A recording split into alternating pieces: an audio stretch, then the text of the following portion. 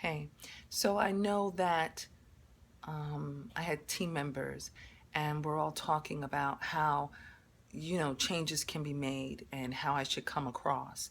And I realized I don't want to talk to you about the fluff. I want to talk to you about why I believe diversity is the best way to go. It's not because I want us to assimilate. It's because I realize that in order to deal with systemic racism, it has to be a we thing, meaning African Americans, Asians, LGBTQ. It has to be Latino, Caribbean, that it has to be a group assault as it relates to a systemic racist system. And that I understand that African Americans have always been at the forefront of a civil rights movement. Would I like to see Native Americans become a part of that? I would. Would I like to see more Latino people become a part of that? More. Not that there's not enough of them out there already doing what great work out there, but collectively together, we are a mighty group. It's no longer a minority. We then become the majority. And in our positions of power, right, we're able to move a lot better. So diversity as a verb is really about us getting a collective power to make progressive changes now in the system. Like I hear our elders saying, it takes time for change to happen. No, bullshit. Change can actually happen right now. Well, how can that happen? Well, if you're an African American or you're a Latino or you're a Native American and you are in a position of power, and power means that you're able to make things happen, okay? Because title doesn't mean crap. We saw that in the Oscars, and we actually see that for the justice system. And that is a whole other conversation, because I called my senator weekly to say what's going on as it relates to Loretta Lynch, of course, the African American, and the head of the Justice Department.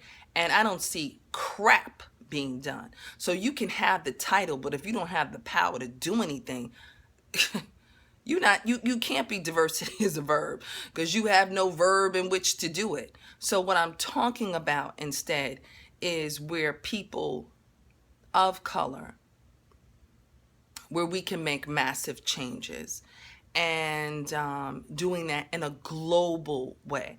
Why is it global? Well, it's global because racism is global, sexism is global, all the isms are global things, right? So if we get together collectively, we can start to do it. And we already have the playbook. The playbook is from the civil rights movement, which you have seen other groups use effectively. The problem is we haven't used it effectively because we don't use it to lobby. We don't use our power to get in there and start to go, look, we pay you to do a job for us, Senator, Congresswoman, Governor, and we want reparations for our vote. That's what a powerful group does.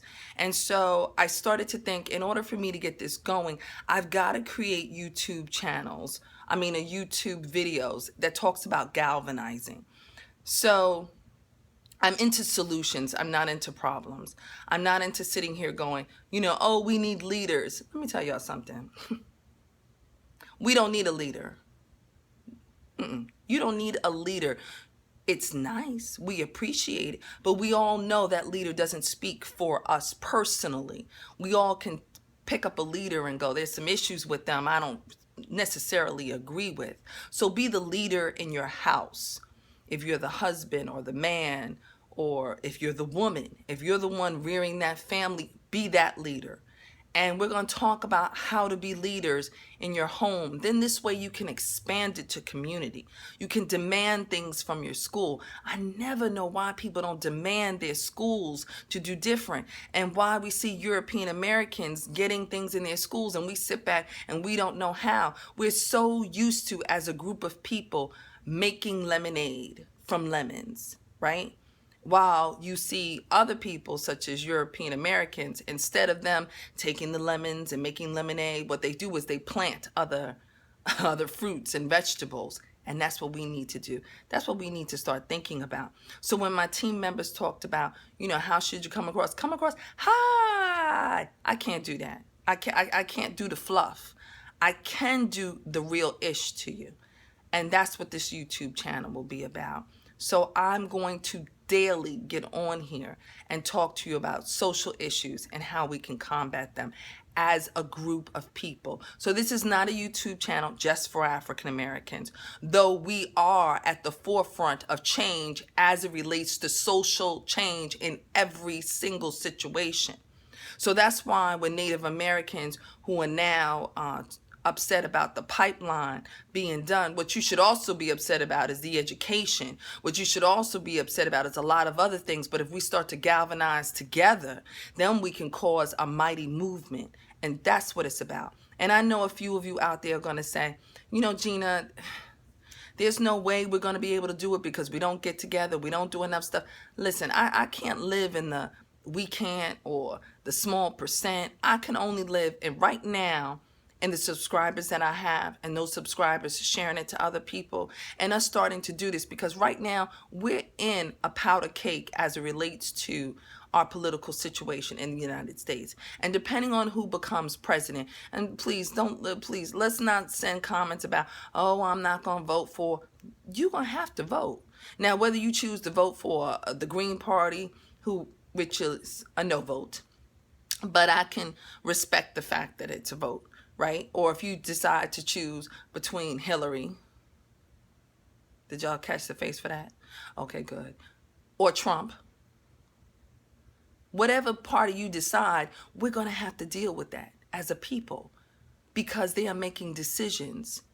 And the point is that we have got to start voting our interest and then turning around and making them work their asses off. We have got to start to look at us as power play people. And we can't do power moves if we're not galvanized. So share.